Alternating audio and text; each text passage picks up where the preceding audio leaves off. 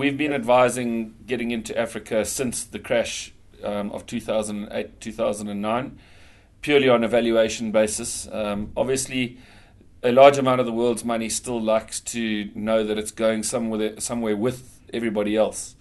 You can't beat the human being's mentality to be a part of the herd. So we've been very bullish on the space for a long time now, and where these markets have gone since 2009 bears testimony to the fact that we were right. But like all things, a measure of patience is required, and a slightly longer term view is required. And the conventional wisdom out there is that Africa is obviously a very consumer story. Africa's never going to be a place that's going to beat the world with any technological gains and so on. But from a resources perspective and a consumption perspective, as hundreds of millions of people come out of the middle class or into the middle class, it's obviously going to have its natural effect on banking, brewing, cement manufacturing, agriculture and the like. So that's where the play is going to be. The different markets just mean exposure to all of these countries, and from an investment perspective, it is very difficult for a fund manager sitting overseas, in that Africa is 53 distinct countries with their own legal systems and so on, and regulatory requirements.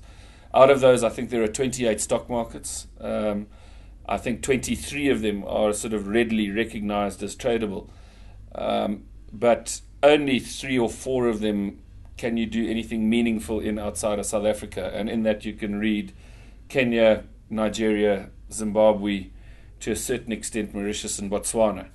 But once you go past those markets, it starts getting really difficult from a liquidity perspective. But that doesn't mean that that they're not going to be part of the same story. To position your money in there, I think on the long-term view, is what most players are about.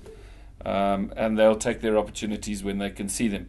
But to be exposed to one story in Kenya doesn't mean that you shouldn't be exposed to the same thing that's going to happen in the next door country, being Uganda. Your point of entry is similar, but how much you can actually get in with is the issue at hand. But at the end of the day, it's also one of the big challenges in the markets out there, is all the relative weightings, because popular fund investment science says that you have to do everything by its market cap weighting and those kinds of parameters. People quite readily forget that if a share is going to go up 25%, it doesn't matter whether it's the biggest one or the small one. It just matters that you've got a sizable investment in it. And once you start getting around that kind of science, which is where computer programs and so on tell you how to do it, that's where the successful fund managers actually make really big gains.